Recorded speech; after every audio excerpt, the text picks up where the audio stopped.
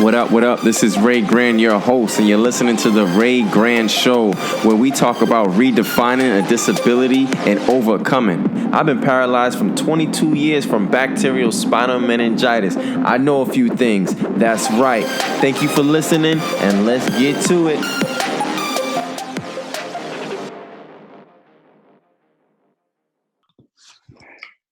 Good day, people. This is the Ray Grand Show. Today we have a special guest, Adam Lucio, my good friend from Oklahoma State University. We go back balling, and you guys know I love basketball. So this is going to be a passionate, an emotional interview, and also an inspiring and encouraging, because Adam gets it in. Y'all seen him on YouTube, Instagram, and online.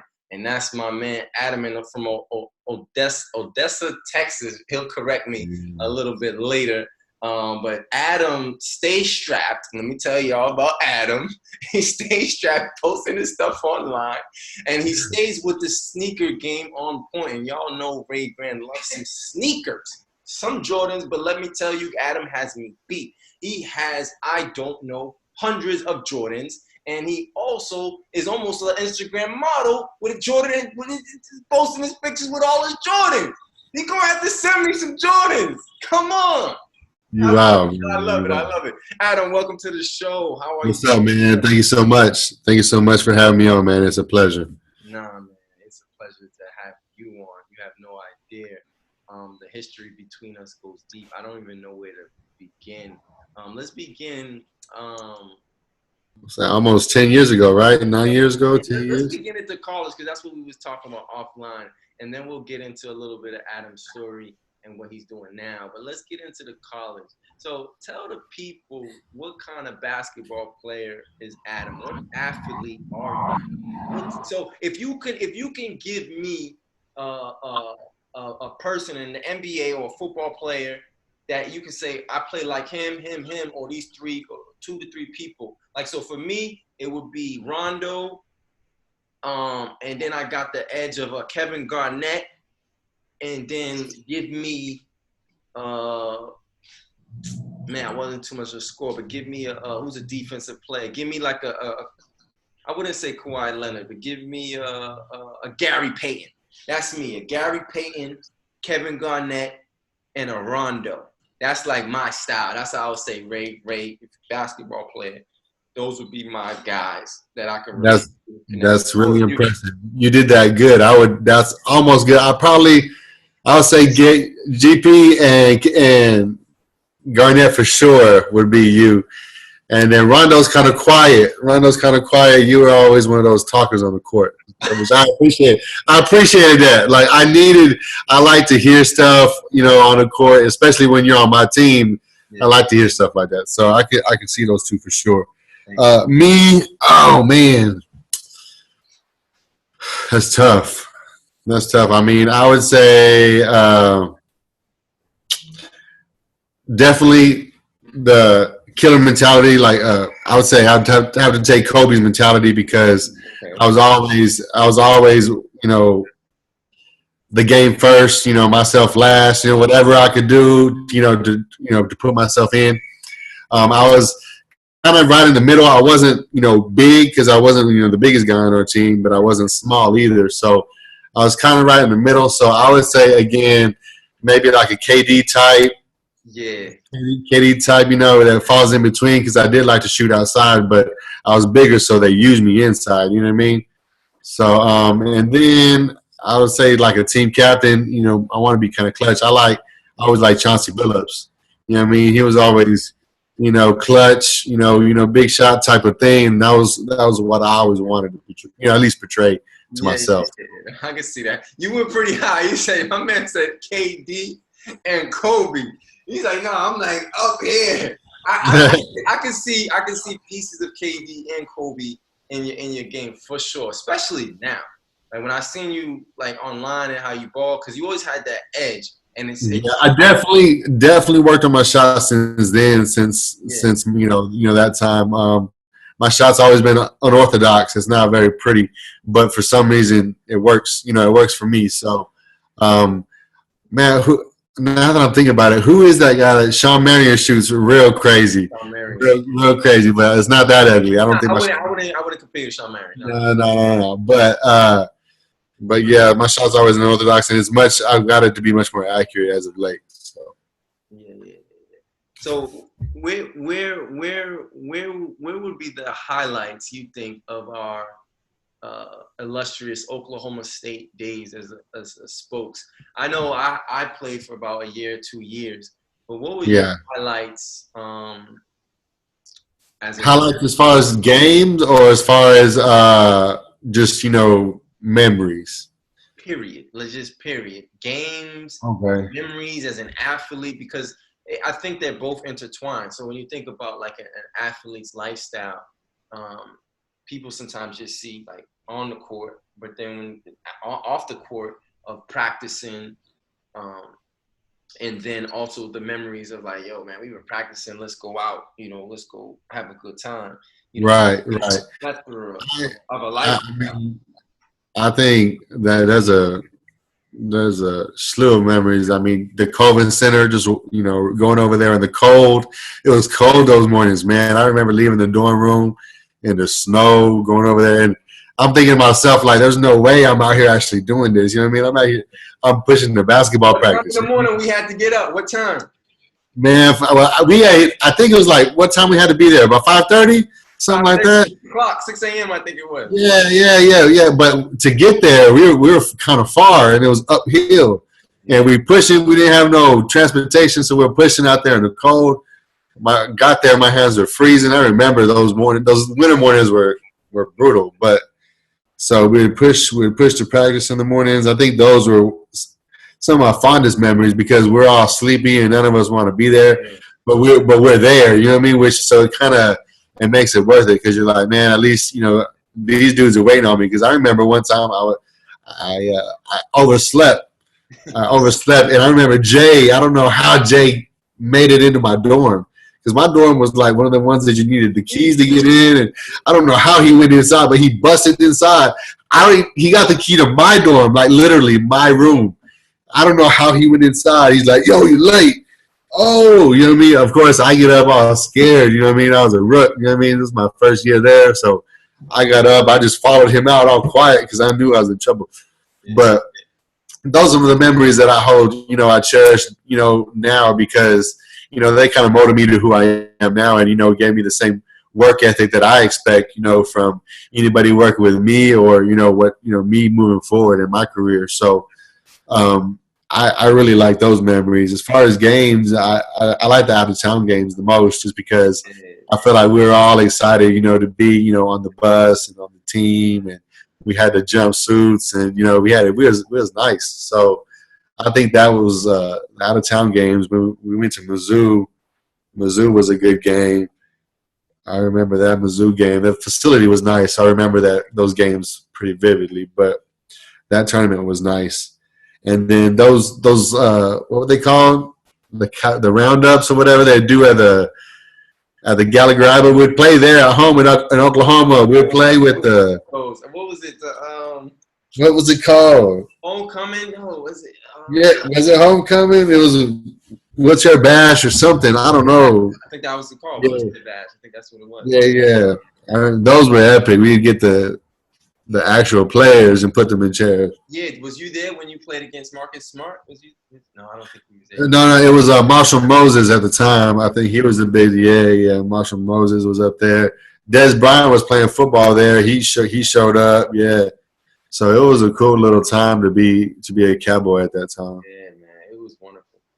Man, so let's be a little transparent because I know for me, there was a point in time where I started to miss a lot of practices, and it threw a wrench in the team.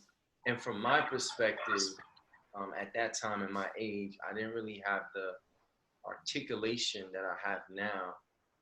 But I was, missed back because through medical issues, I had dealing with pressure sores and a gamut of things.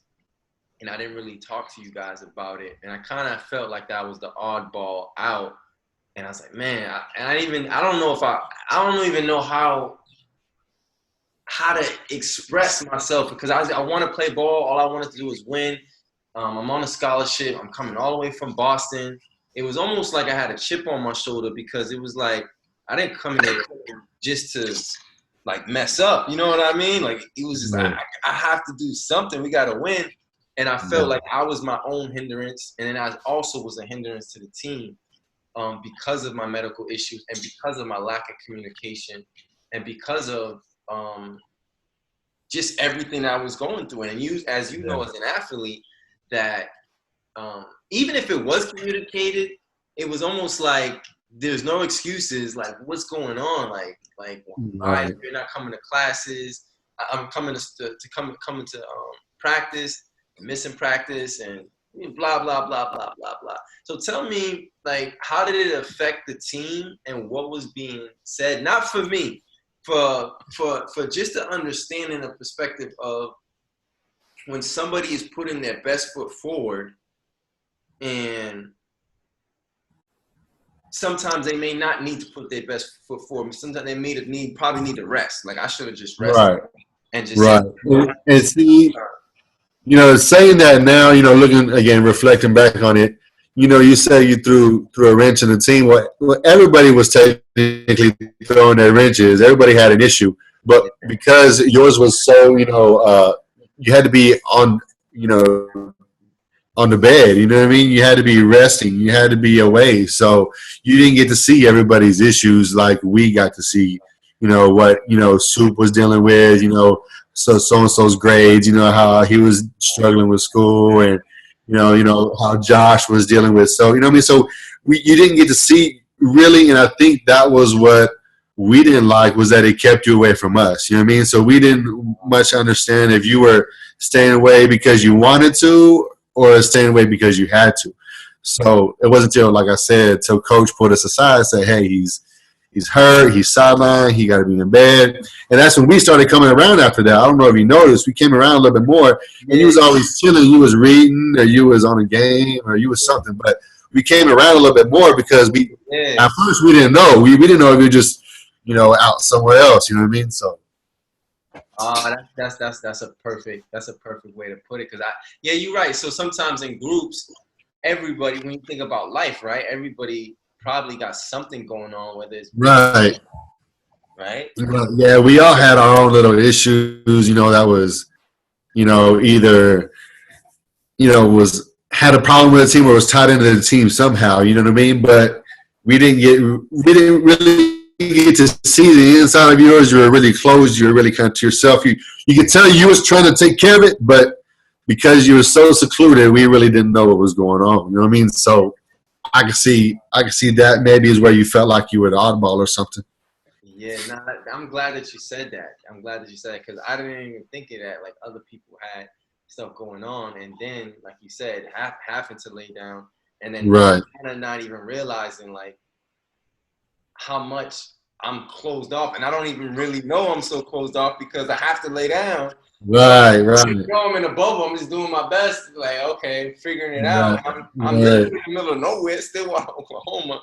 Right, but when you would come, you would be all hyped, like you was ready to win. We're like, okay, wait, all right, so is he with us or is he not? You know what I mean? It was mixed signals to us at the time until we got pulled aside, which I feel like it was kind of coach's fault too. I feel like communication was really lost in there. You know what I mean? Looking at it now, because at work I manage. I've been in management for like what, maybe 8 years now. So I've managed people, and communication is key, man.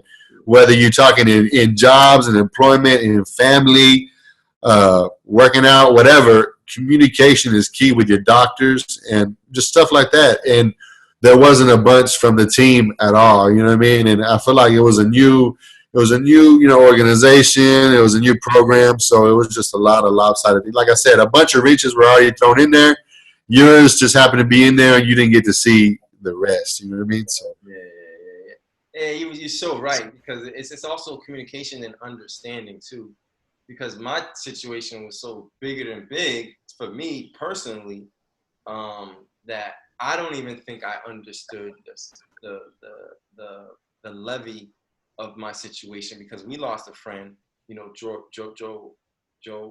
Jamira. Joe Mira, and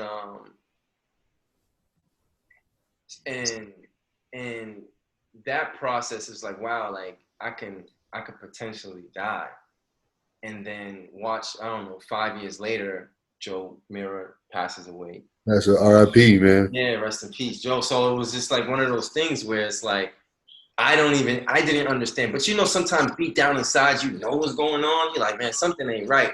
And so you Right. do everything yourself to like fight. And so everybody around you, for me, it was almost like I was creating enemies that I wasn't even aware of, which was, and you guys eventually, yeah, and eventually we came around and it was love, but I didn't even realize like you guys Yeah. were sending mixed signals. And Yeah. yeah, so man, And again, it was a little bit of everyone's fault. Communication was at fault. We should have been more.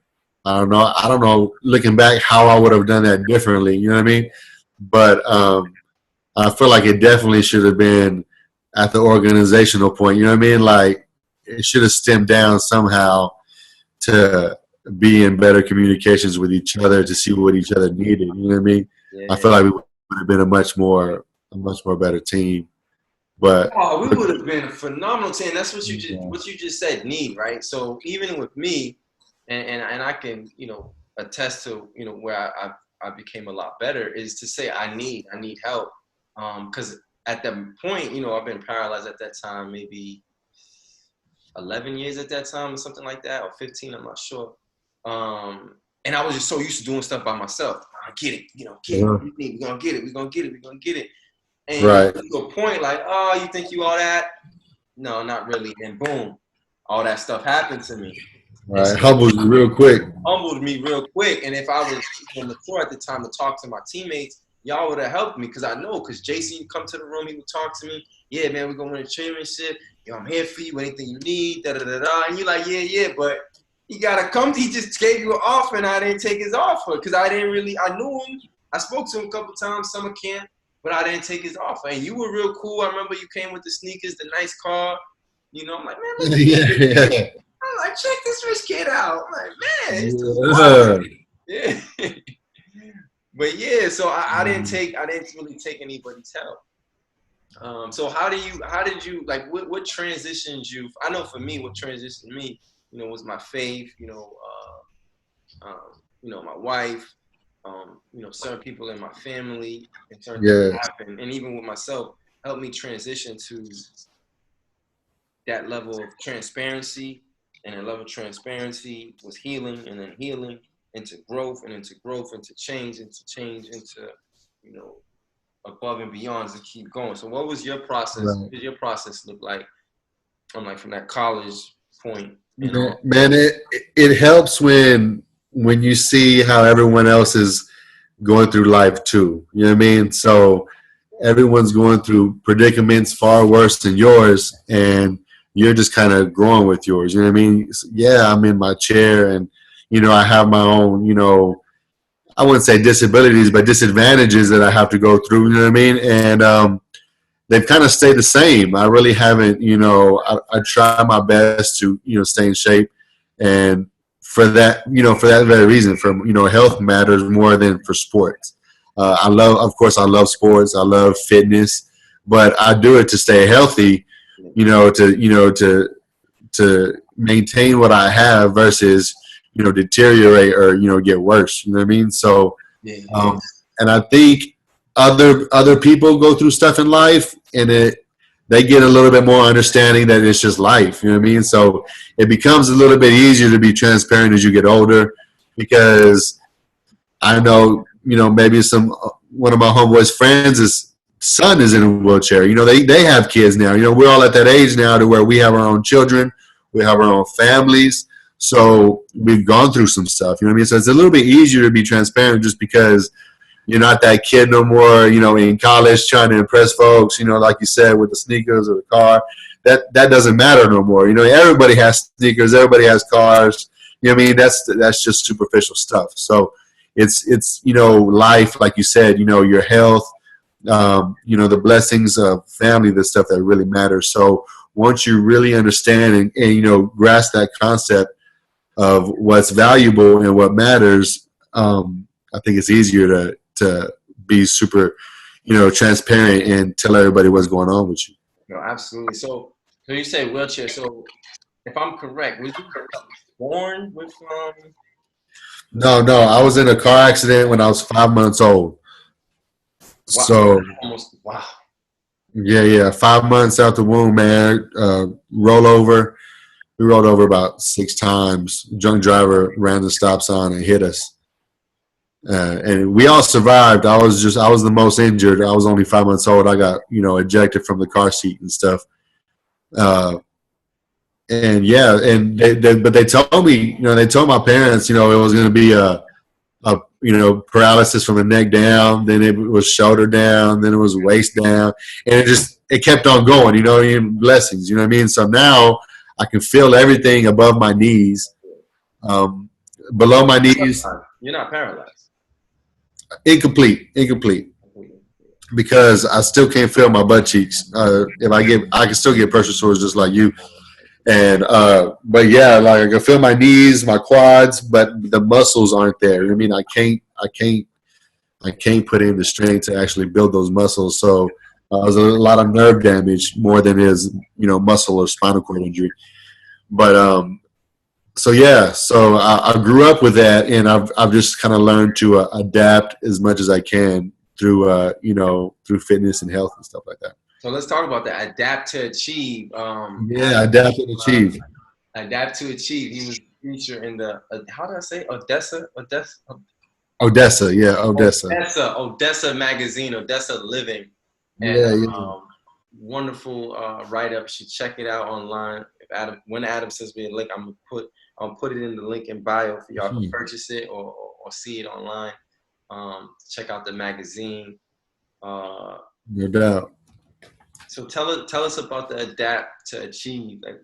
So adapt to achieve, man. I'm going to tell you a brief backstory of what I've got going down here in Odessa. If y'all know anything about Odessa, it's not very big. It's only a population of about 90,000.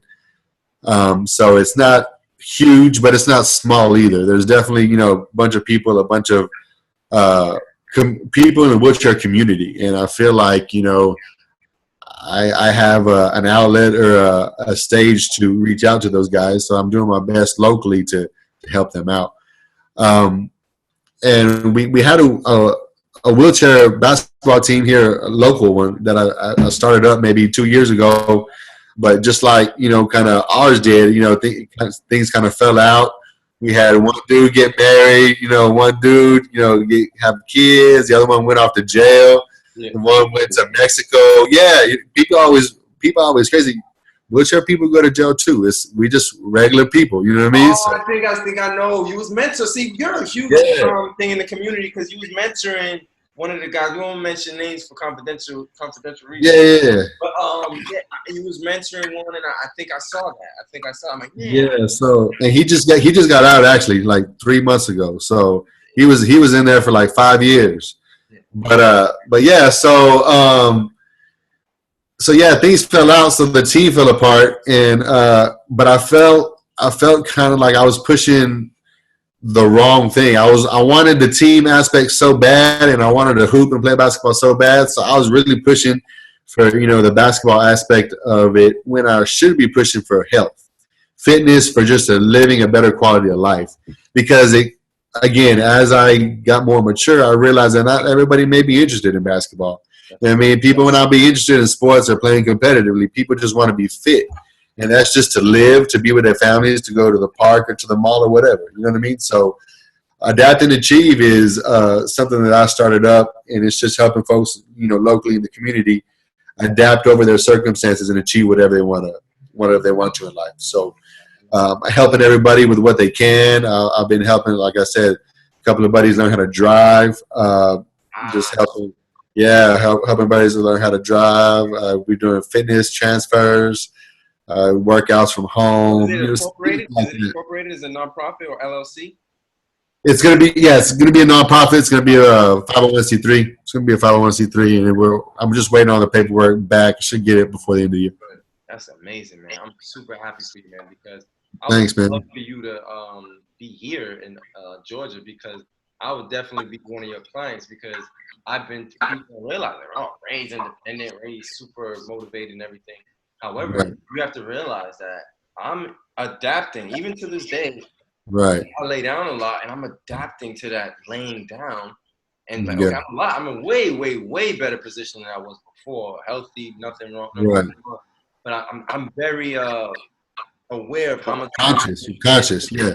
how many time I'm laying down. And so when it comes to achieving, it's like, oh, man, I would like to like sit down and say, okay, what would I like to achieve? I started swimming. I did some swimming, and then just doing my best to figure out what can I do, just exercise. And for me, exercise, I'm not really too passionate about exercising, but I'm passionate about playing ball, passionate about swimming. But then swimming, what happened was my legs were kind of like, I don't like to use the word crippled, but like it was disformed a little bit. So I wasn't able to compete in the Olympics. Right. My coach was Curtis Lovejoy. He's like, man, you keep working, we're going to get you. But then he noticed, he's like, you keep dragging. And then he laid me down flat. He's like, you're not able to go flat. He's like, man, it's a big problem. How we going to fix that? And I kind of let it go. Oh, so because your legs don't bend flat? Like this, so I'm dragging. Yeah. So imagine I'm dragging the water, it's more weight. Ah. This, I'm like a boat. However, my legs is like this. Okay. See, my right leg is like that. My right leg don't extend forward. It bends at the knee, and it don't extend all the way. My left leg will extend all the way, but my right leg stays folded. Yeah. So that's crazy. Yeah. So as a swimmer, you need your whole extension to really flow and get your speed. So if your leg is extended like that, you're gonna drag, and that's basically putting your hand in the water. You're gonna take forever. Yeah. It's gonna take forever to get where you need to go. But I was going so fast with the drag. Yeah. So he was like, man, but then the drag to get to get record speed time and to be Olympian, I would have to work 10 times, not even 10, 1,000 times harder to even get to that point. So the reason why I say that is I would need someone like you in our community to adapt and achieve, because I'm transitioning and doing my best to find, like, what can I do to keep, what's someone else, like, what can they do to be motivated to work out? Like, what would you say to me for someone in my position that's an athlete, that's motivated?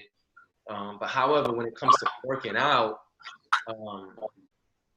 I'm not as so motivated. However, I am motivated to do sports. Right. Everybody has their niche, and that's what I think is important. That's why I said, even if it's not in basketball, if it's not in tennis, because I'm a tennis coach too. I don't know if you knew that, but even if it's not in tennis, you learn, you adapt to what you can do and what you like to do. I recently got real fond of running, or I call it running. It's pushing, whatever you want to call it. And I just get in my sports chair that I have, and I just push for a good distance. I would say, a good distance to me is like 6 to 9 miles.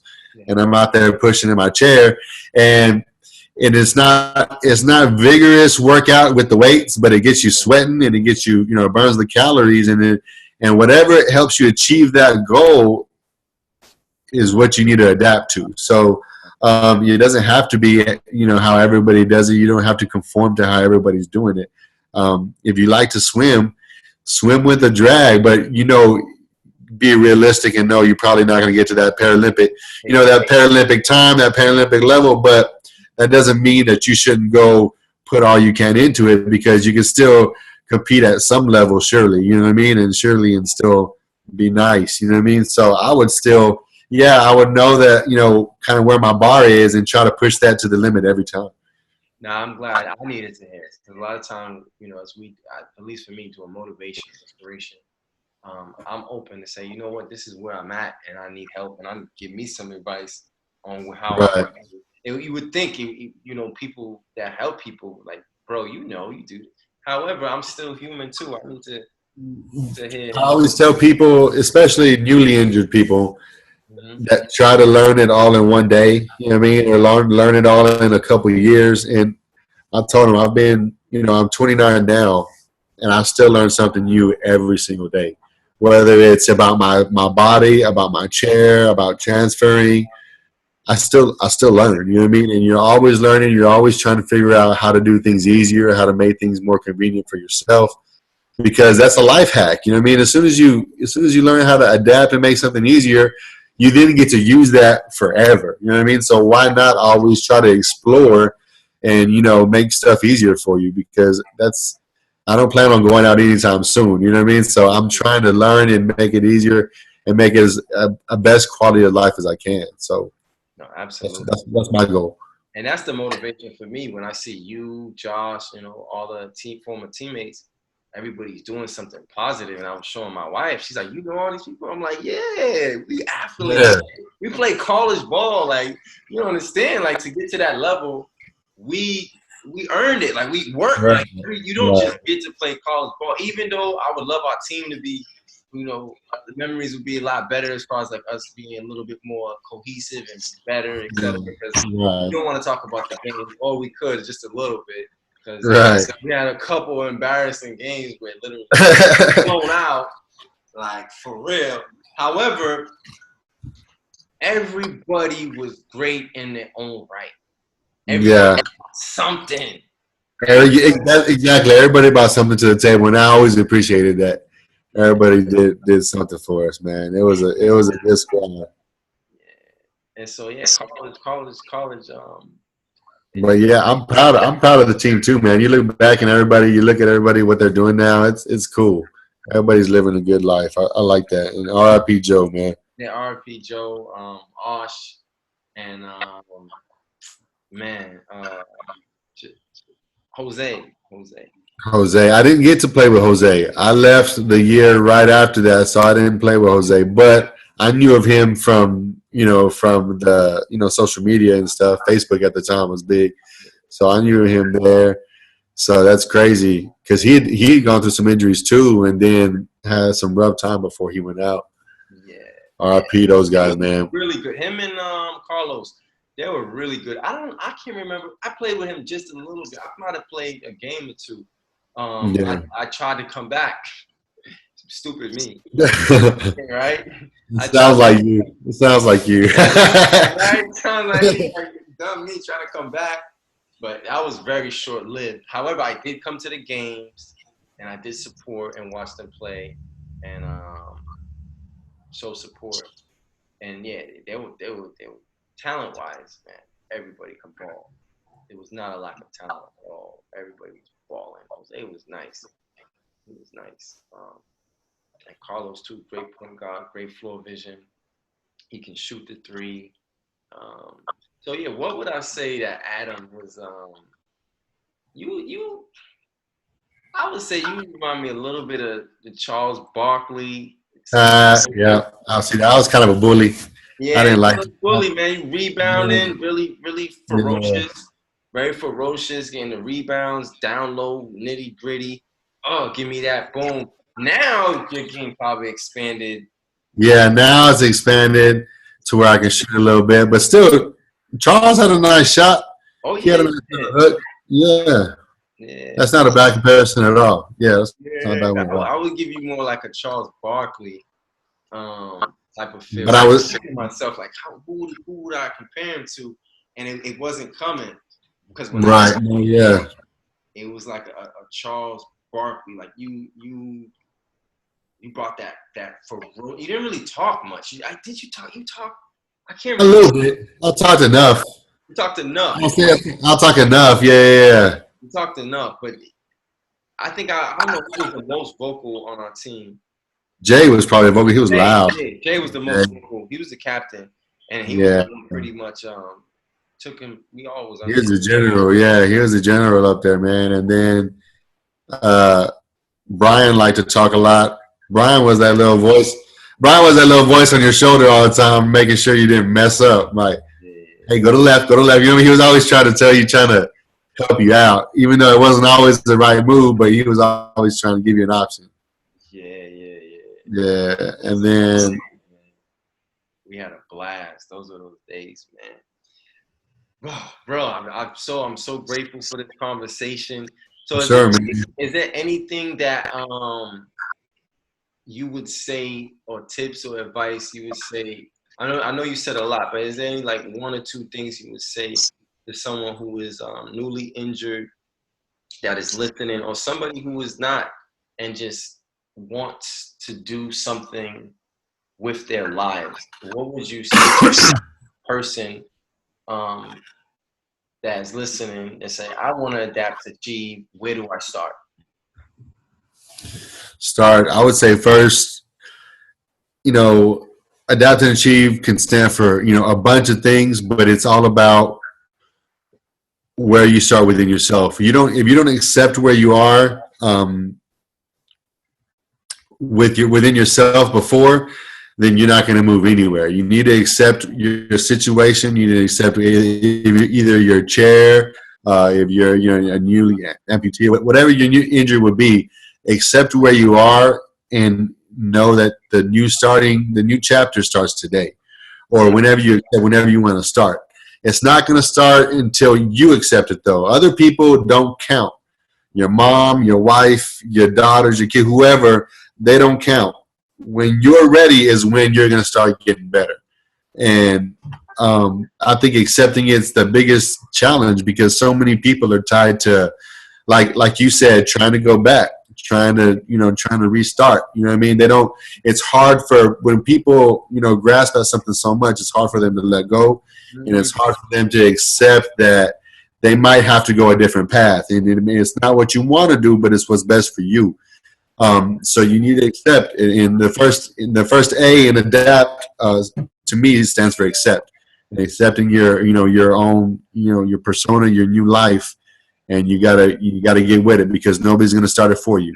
And then I would say shoot for the stars after that, because it's like you got a new chance at life. If you think about it, if you think about all the people that pass away every day, all the people that are gone through accidents, and you're newly injured, you're not newly dead. So I would say, right? So you're not newly deceased, you're newly injured. So you got a whole nother chance. This is a new opportunity if you choose to look at it that way, because it could have gone way south if you think about it. You know what I mean? So you're newly injured. It's a new chapter, and I would just say shoot for the stars, because that's the only way to go. If you give yourself a low bar, a low minimum, you're never going to push yourself further. So always shoot for the stars. Go for what you think is scary, because once you get there, it's not so scary. Absolutely, it's always easier than what it looks like. Oh yeah. It's super easy than it looks like. And I think that's everybody's hardest thing, is they don't want to let go, or they feel like that then it's not going to be right unless you're walking again. You know what I mean? It's not going to be good unless you're back on your own 2 feet. I've always told people ask me, would I want to walk if I was given the opportunity? And I always say I have to walk like A1. Does that make sense? Like I need to walk. I need to have like some pristine, like Cam Newton legs. Like, you know what I mean? Like I don't want to walk with a limp. Yeah, I'm not trying to walk with crutches. I'm trying to have like massive, like James Harden quads. You know what I mean? Like yeah. So yeah, I'm not trying to do all that, gimpy stuff. So trying is almost like acceptance. It's like I accept where I'm at, and right. When I walk, it's the walking of how. No, if I walk, I want to go 100 all the way. Yes. Yeah. If it's something sideways, I'll just stay in my chair, because I can go 100 in my chair. Does that make sense? Exactly. That's what. Yeah. I know right. I can go 100 in my chair. I can't go 100 with some crutches or a walker. Yeah. Right. So people are confused that they think just kind of getting by is the same. No. And it's really what's most energy efficient and what's most productive.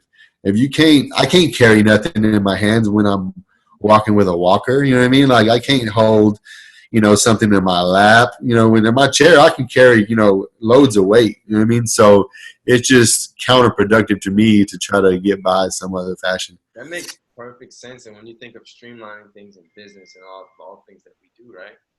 Right. it wouldn't make sense to be, at least for, we agree on this, for everybody else, it's a Right. story. Right. It wouldn't make sense for us to get on some crutches and walk, what is it, 0.0001 miles per hour, do groceries, spend time with family. It would be, like you said, counterproductive. And Yeah, counterproductive. I mean, less energy efficient. You get tired. You know what I mean? And you're getting less done. You know what I mean? When you could just, scale a little bit down. Yeah, you're in the chair, but you get so much more accomplished. Who's really winning? You know what I mean? I've always thought that. You know what I mean? So that's something I've always admired about you, Ray. Like, you've always been a grinder, and I've always admired that. Like, even from being, bedside, your chair. I remember being in the bedside, and at the time, your pressure sore was bad. It was a bad one, and I remember seeing like the blood, and you were still like, I got in there, and you was talking to me about keeping my head up about something. You're like, man, you got to keep the bus. Yeah. And I remember seeing the blood, and I was like, man, this dude is going through it. He's leaking. You know what I mean? I just like, he was traveling. Yeah, and I was like, man, this dude's bleeding, and he's still over here talking about keep your head up, da da da da. And I was like, and then you were talking about selling some shirts. Yo, check out these shirts I'm selling. I was like, damn, he's trying to hustle me out. This dude's dying right now trying to sell me something. He's about it. You know what I mean? It was crazy to me. No, but you gotta realize, if people knew the pressure still, like how real it was, how much pain I was in, it was almost like you said, you gotta choose life or death. Yeah. Life or death. So I chose life. I said, I'm gonna choose to live. This is what I believe. You see, I'm still, I believe in my brand. Yeah. I see that. Whether you brought it or not, I gotta send you something. But that, it don't matter. I love my brand. So it was not even about like I was trying to sell something. I'm like, man, I ain't trying to sell it. I just think it's fly, you know what I mean? But anyway, the point of the matter is, like, you right. Like, yeah, like you gotta believe in what you have. And that's crazy that you say that. I remember that. Yeah, I was bleeding, and he was like, yo, bro, you straight. It's blood. I remember your face. I can't remember what you was going through, though. I don't remember. I don't remember what I was going through either. And that's crazy when you think about it, because it puts kind of context in where we were in life, because I've gone through whatever dilemma that was, and you've surpassed that, but we can still capture that moment. You know what I mean? Like, we were going through something at the time, but we still viewed it the same. You know what I mean? It's crazy. So, man, it's crazy. But that is yeah. I think it was on the bus because the blood stained that those bus Cushions. It stained the sheet on the Oh yeah. I think it was on the bus. We were traveling, and you were like, "Oh shoot, oh, you bleeding? You good?" And I'm like, "Hey, bro." Yeah, you're cool with it. You're reading or something. You were reading a book. You're just like, yeah, I'm good. Da, da, da. I was like, man, and that's when it hit me. I'm like, wait, so whatever I'm going through is not that bad. You know what I mean? Because this dude's bleeding over here, and I think you can apply that same scenario. You know what I mean, to everybody. Bro, man, that's you see how crazy, how special that was. Just that moment, and I didn't even remember. I'm happy that you remember that. Yeah. Something in my mind, and that's. I'm glad you touched on that, because so a lot of times I was bleeding and I was hiding. I was doing my best to be like, yo, don't see me. And yo, I'm hurt. But it's like, yo, you bleeding? Nah, I'm straight. Let me fast my. Most people, right? They're like, yo, people are hurting out here, and they want to cover it up. And in reality, it's like, no, people can see you, bro. Like, yo, bro, you're bleeding, and I'm hiding all my pain or doing my best to cover up my wounds. And obviously, you've seen the wound. However, that would have been a great opportunity for me to be like, yeah, man, I'm dealing with this pressure, blah, blah, blah, blah, instead of deviating, trying to sell you a shirt. That could be a great moment to really connect and build a friendship in that moment. But I was so much in hurt, I wasn't even a position to give or receive anything, if that makes sense. Yeah, that's crazy. That's wild. Yeah, and so I think if I looking back on somebody who is hurting, to say, hey, if I'm hurting, let somebody know. It may be embarrassing, but tell somebody so to alleviate that. Yeah, yeah, and there's a fine line. Tell somebody. You don't have to tell everybody. Everybody, yeah. Because that's a big problem too. Because people on social media are quick to post on every story, on every I'm sick, and then you're looking for a handout. You know what I mean? And then it puts a bad name on all of us because then every wheelchair person they see they related to that. You know what I mean? So Right. call on somebody. You need to have a strong, backbone or a strong source to go to, but don't call on everybody because not everybody's there to help you, and it can backfire. You know what I mean? So You're right. So back on my end, so to rebuttal that, so maybe it was a good idea not to tell you because maybe you was dealing with your stuff, so you probably wasn't even ready to handle what I had to dish. no, my age at that time, I probably could have maybe at the time try to make you more comfortable, give you another pillow or something. But was I to make you? Was I going to help you any other way? Probably not. You know what I mean? But I can see why you wouldn't open up to me and tell me everything. But the same, you want to open up to somebody. You would have if you would have maybe opened up to maybe Jay, the captain, and he could have relayed that. You know what I mean? There could have been some way. But yeah, you're right. You're right. Could I have done much for you then? No, probably not. But it's still it. I remember that very vividly. Wow, I'm so happy you did though, that because that means a lot to me, man. Because it definitely brings insight on many different things and how we look at things. But yeah, folks, man. Yeah. So Adam, where can the people find you? On social. Man, I'm on still. What am I on? I'm on a bunch of stuff, man. I'm really trying to touch every aspect of everything. I haven't got my podcast started yet. I will do that, but right now you can find me on Instagram. It's Adam__ Lucio. It's just my name. I'm very transparent. I try to make myself easy to find. On Facebook, it's Adam Lucio Adaptive Athlete. I post occasionally to there. I'm mainly on Instagram, and then I got my Facebook as well. So stay tuned for the YouTube and the podcast coming soon. And I also will post Adam's links in the description as well. So anybody interested in to see his videos and what he does, Hey, and kudos to you, man. You and your wife, I really admire what y'all are doing together, especially watching y'all work it out with the tech kinks earlier.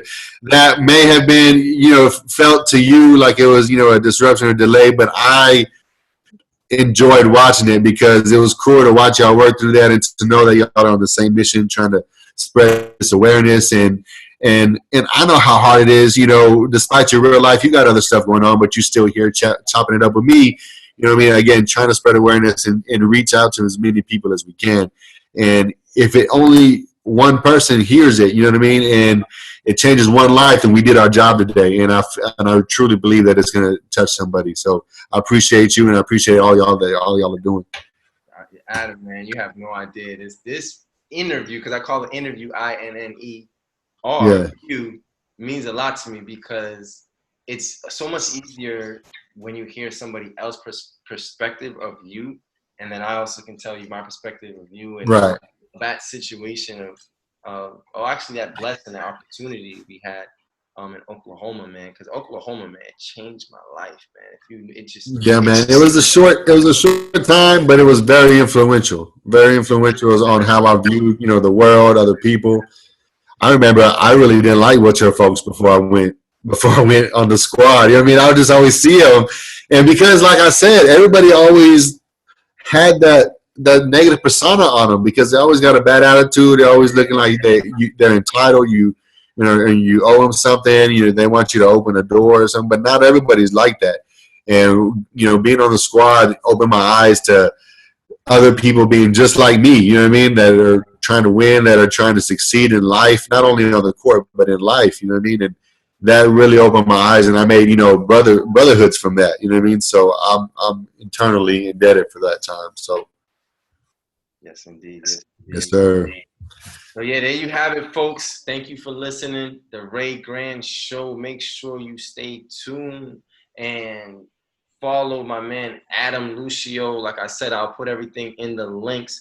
I greatly appreciate you guys. It's a attitude of gratitude. We always thank our Lord and Savior Jesus. And I thank you guys for everything that you are continue to doing and pressing on and moving it forward in life and not giving up and not quitting and knowing that anything is possible when you put your mind to it and put God first. So thank you. Until next time, see you again.